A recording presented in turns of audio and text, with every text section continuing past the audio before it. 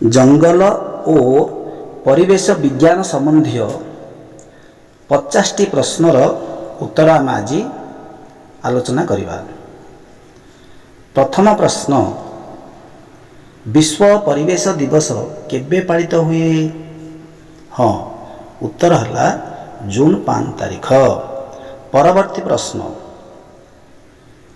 1992 ମସିହାରେ କେଉଁ ସହରରେ ବିଶ୍ୱ ପରିବେଶ ସମ୍ମିଳନୀ ଅନୁଷ୍ଠିତ ହୋଇଥିଲା?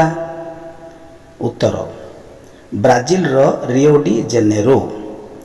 ପରବର୍ତ୍ତୀ ପ୍ରଶ୍ନ, ସୁସ୍ଥ ପରିବେଶ ପାଇଁ ମୋଟ ଭୂଭାଗର କେତେ ଅଂଶ ଜଙ୍ଗଲ ରହିବା ଆବଶ୍ୟକ?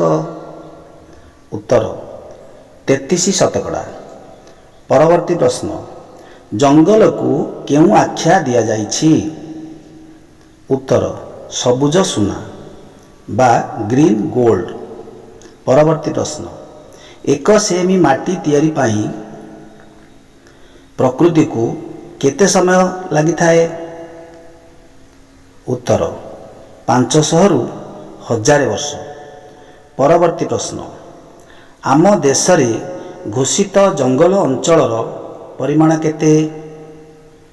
ଉତ୍ତର, 747.2 ଲକ୍ଷ ହେକ୍ଟର। ପରବର୍ତ୍ତୀ ପ୍ରଶ୍ନ, ପୃଥିବୀର ଘଞ୍ଚ ଜଙ୍ଗଲ ଥିବା ଅଞ୍ଚଳ କେଉଁଠି ଅବସ୍ଥିତ? ଉତ୍ତର, ଆମାଜନ ଅବବାହିକାର ସେଲଭାସ୍। ପରବର୍ତ୍ତୀ ପ୍ରଶ୍ନ, ଭାରତର କେଉଁ ପ୍ରଦେଶଟି ବେଶୀ ଜଙ୍ଗଲରେ ପରିପୂର୍ଣ୍ଣ? ଉତ୍ତର, ଅରୁଣାଚଳ ପ୍ରଦେଶ। ପରବର୍ତ୍ତୀ ପ୍ରଶ୍ନ, ଜଙ୍ଗଲ ସଂରକ୍ଷଣ ସପ୍ତାହ କେବେ ପାଳନ କରାଯାଏ? ଉତ୍ତର, ଅକ୍ଟୋବର ପ୍ରଥମ ସପ୍ତାହ। ପରବର୍ତ୍ତୀ ପ୍ରଶ୍ନ, ବନ ମହୋତ୍ସବ ସପ୍ତାହ କେବେ ପାଳନ କରାଯାଏ? ଉତ୍ତର, ଜୁଲାଇ ପ୍ରଥମ ସପ୍ତାହ। ପରବର୍ତ୍ତୀ ପ୍ରଶ୍ନ, ଭାରତର କେଉଁ ପ୍ରଦେଶରେ ଅତି କମ୍ ଜଙ୍ଗଲ ଅଞ୍ଚଳ ରହିଛି? ଉତ୍ତର, ହରିୟାଣା। ପରବର୍ତ୍ତୀ ପ୍ରଶ୍ନ, ବର୍ଷକୁ ପୃଥିବୀର କେତେ ଜଙ୍ଗଲ ଧ୍ୱଂସ ପାଇଥାଏ? ଉତ୍ତର, 11 ନିୟୁତ ହେକ୍ଟର। ପରବର୍ତ୍ତୀ ପ୍ରଶ୍ନ, ମୃତ୍ତିକା କ୍ଷୟର ପ୍ରମୁଖ କାରଣ କ'ଣ?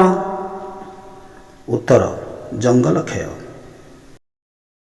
ପରବର୍ତ୍ତୀ ପ୍ରଶ୍ନ, ହ୍ୟୁମସ୍ ନଥିବା ମାଟିକୁ କ'ଣ କୁହାଯାଏ? ଉତ୍ତର, ମୃତ ମୃତ୍ତିକା ବା ଡେଡ୍ ସଏଲ୍। ପରବର୍ତ୍ତୀ ପ୍ରଶ୍ନ, ବିଶୁଦ୍ଧ ଜଳର pH ପରିମାଣ କେତେ? ଉତ୍ତର, 7। ପରବର୍ତ୍ତୀ ପ୍ରଶ୍ନ, କେଉଁ ରଙ୍ଗର ଆଲୋକକୁ ଜଳ ଖୁବ୍ ଶୀଘ୍ର ଶୋଷଣ କରିନିଏ? ଉତ୍ତର, ଲାଲ। ପରବର୍ତ୍ତୀ ପ୍ରଶ୍ନ, କେଉଁ ତାପମାତ୍ରାରେ ଜଳର ଆୟତନ ସର୍ବନିମ୍ନ? ଉତ୍ତର, 4 ଡିଗ୍ରୀ ସେଣ୍ଟିଗ୍ରେଡ୍। ପରବର୍ତ୍ତୀ ପ୍ରଶ୍ନ, କେଉଁ ରାସାୟନିକ ପଦାର୍ଥ ମିଶିଲେ ଜଳ ଖର ହୁଏ? ଉତ୍ତର, କ୍ୟାଲସିୟମ ଓ ମ୍ୟାଗ୍ନେସିୟମ ସଲଫେଟ୍ ଏବଂ ବାଇକାର୍ବୋନେଟ୍। ପରବର୍ତ୍ତୀ ପ୍ରଶ୍ନ, ଆମେ ଦୈନିକ ବ୍ୟବହାର କରୁଥିବା ଜଳରେ ଲବଣତାର ପରିମାଣ କେତେ? ଉତ୍ତର, 1ରୁ 2 ଗ୍ରାମ। ପରବର୍ତ୍ତୀ ପ୍ରଶ୍ନ, ଜଳ ସହ ସର୍ବାଧିକ ପ୍ରତିକ୍ରିୟାଶୀଳ ଧାତୁ କିଏ? ଉତ୍ତର, ପଟାସିୟମ୍। ପରବର୍ତ୍ତୀ ପ୍ରଶ୍ନ, ଭୂଗର୍ଭରୁ ଆସୁଥିବା ଜଳରେ କେଉଁ ଯୌଗିକ ମିଶିଥାଏ? ଉତ୍ତର, ଲୌହ ଓ ଗନ୍ଧକ। ପରବର୍ତ୍ତୀ ପ୍ରଶ୍ନ, କେଉଁ ଜଳରେ ସାବୁନ ବା ଡିଟରଜେଣ୍ଟ ଭଲ ଫେଣ ଦିଏ ନାହିଁ? ଉତ୍ତର, ଖର ଜଳ। ପରବର୍ତ୍ତୀ ପ୍ରଶ୍ନ, ଜଳ ପ୍ରଦୂଷଣର ମୁଖ୍ୟ କାରଣ କ'ଣ? ଉତ୍ତର ଶିଳ୍ପଜାତ ଆବର୍ଜନା। ପରବର୍ତ୍ତୀ ପ୍ରଶ୍ନ, 1 ଲିଟର ସମୁଦ୍ର ଜଳରେ ଲବଣର ପରିମାଣ କେତେ ଥାଏ? ଉତ୍ତର 35 ଗ୍ରାମ। ପରବର୍ତ୍ତୀ ପ୍ରଶ୍ନ, ସମୁଦ୍ରର ଗଭୀରତା ମାପିବା ଯନ୍ତ୍ରକୁ କ'ଣ କୁହାଯାଏ? ଉତ୍ତର ଫାଦୋମିଟର। ପରବର୍ତ୍ତୀ ପ୍ରଶ୍ନ, ଓଡ଼ିଶାର ପକ୍ଷୀ ଅଭୟାରଣ୍ୟ କେଉଁଠାରେ ଅବସ୍ଥିତ? ଉତ୍ତର ଚିଲିକା ନଳବଣ। ପରବର୍ତ୍ତୀ ପ୍ରଶ୍ନ, କେଉଁ ବନ୍ୟଜନ୍ତୁ ପାଇଁ ଚନ୍ଦକା ଜଙ୍ଗଲ ପ୍ରସିଦ୍ଧ? ଉତ୍ତର ହାତୀ। ପରବର୍ତ୍ତୀ ପ୍ରଶ୍ନ, ଓଡ଼ିଶାର କେଉଁ ଜିଲ୍ଲାରେ ଉଷାକୋଠି ଅଭୟାରଣ୍ୟ ଅବସ୍ଥିତ? ଉତ୍ତର ସମ୍ବଲପୁର। ପରବର୍ତ୍ତୀ ପ୍ରଶ୍ନ, ଓଡ଼ିଶାର କେଉଁ ସ୍ଥାନରେ ହେନ୍ତାଳ ବଣ ରହିଛି? ଉତ୍ତର ଭିତରକନିକା। ପରବର୍ତ୍ତୀ ପ୍ରଶ୍ନ, ଓଡ଼ିଶାର କେଉଁ 2ଟି ସ୍ଥାନରେ କୁମ୍ଭୀର ସଂରକ୍ଷଣ ପ୍ରକଳ୍ପ କାର୍ଯ୍ୟକାରୀ ହେଉଛି? ଉତ୍ତର ଭିତରକନିକା ଓ ସାତକୋଶିଆ। ପରବର୍ତ୍ତୀ ପ୍ରଶ୍ନ, କେଉଁ ବନ୍ୟଜନ୍ତୁ ପାଇଁ ମୁଖ୍ୟତଃ ଶିମିଳିପାଳ ପ୍ରସିଦ୍ଧ? ଉତ୍ତର ବାଘ। ପରବର୍ତ୍ତୀ ପ୍ରଶ୍ନ, ଯାନବାହନର ଧୂଆଁରେ କେଉଁ ବିଷାକ୍ତ ବାୟୁ ପ୍ରଦୂଷକ ରହିଥାଏ? ଉତ୍ତର କାର୍ବନ ମନୋକ୍ସାଇଡ୍। ପରବର୍ତ୍ତୀ ପ୍ରଶ୍ନ, ସୂର୍ଯ୍ୟ ଦେହରୁ ଆସୁଥିବା ତାପ କିରଣରୁ ପୃଥିବୀର ଓଜୋନ ସ୍ତର କେତେ ତାପ ଆହରଣ କରିଥାଏ? ଉତ୍ତର 2%।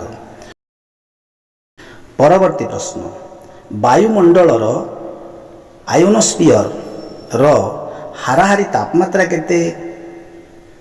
ଉତ୍ତର ମେରୁ ଅଞ୍ଚଳରେ 870 ଡିଗ୍ରୀ ସେଣ୍ଟିଗ୍ରେଡ୍ ଏବଂ ବିଷୁବ ରେଖା ଉପରେ 1427 ଡିଗ୍ରୀ ସେଣ୍ଟିଗ୍ରେଡ୍।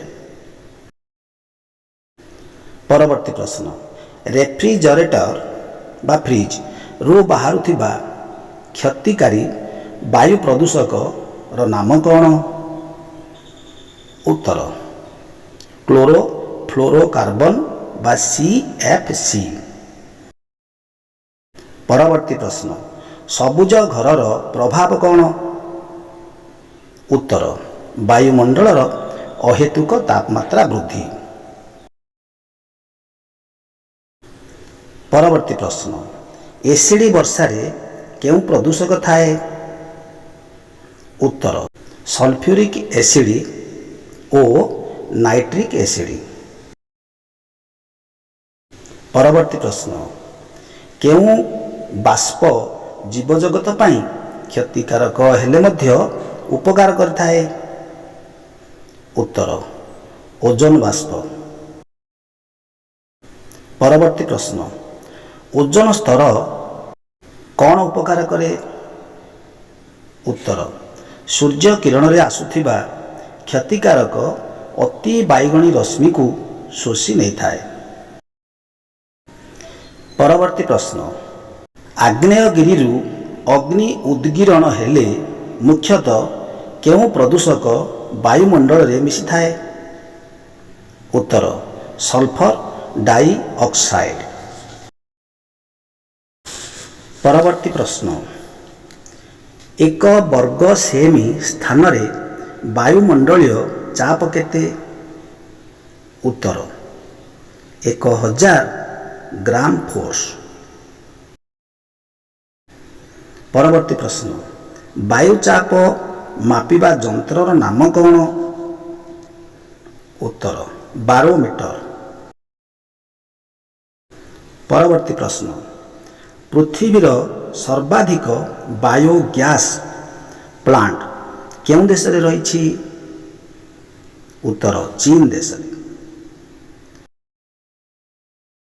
ପରବର୍ତ୍ତୀ ପ୍ରଶ୍ନ, ବାୟୁରେ ଥିବା ବାଷ୍ପ ମଧ୍ୟରୁ ବେଶୀ ସକ୍ରିୟ କେଉଁଟି?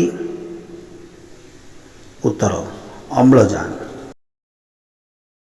ପରବର୍ତ୍ତୀ ପ୍ରଶ୍ନ, ବାୟୁରେ ଥିବା ବାଷ୍ପ ମଧ୍ୟରୁ ବେଶୀ ନିଷ୍କ୍ରିୟ କେଉଁଟି? ଉତ୍ତର, ଯବକ୍ଷାରଜାନ। ପରବର୍ତ୍ତୀ ପ୍ରଶ୍ନ, ବାୟୁରେ କେଉଁ ଉପାଦାନ ବଢ଼ିଲେ ତାପମାତ୍ରା ବଢ଼ିଥାଏ? ଉତ୍ତର, ଅଙ୍ଗାରକାମ୍ଳ। ପରବର୍ତ୍ତୀ ପ୍ରଶ୍ନ, ପ୍ରତି ବର୍ଗ ମିଟର ସ୍ଥାନରେ ସାଧାରଣ ବାୟୁଚାପ କେତେ ନ୍ୟୁଟନ? ଉତ୍ତର, 10,000 ନ୍ୟୁଟନ। ପରବର୍ତ୍ତୀ ପ୍ରଶ୍ନ, ପ୍ଲାଷ୍ଟିକ କେତେ ବର୍ଷ ଧରି ମାଟିରେ ରହିପାରେ? ଉତ୍ତର, 200ରୁ 250 ବର୍ଷ। ପରବର୍ତ୍ତୀ ପ୍ରଶ୍ନ, ଖବରକାଗଜରେ ଥିବା ବିଷାକ୍ତ ପଦାର୍ଥଟି କ'ଣ? ଉତ୍ତର, ସୀସା। ଶେଷ ପ୍ରଶ୍ନ, ପରିବେଶ ଶିକ୍ଷା କେନ୍ଦ୍ର କେଉଁଠି ଅବସ୍ଥିତ? ଉତ୍ତର, ଅହମ୍ମଦାବାଦ। ରହିଲି, ଧନ୍ୟବାଦ।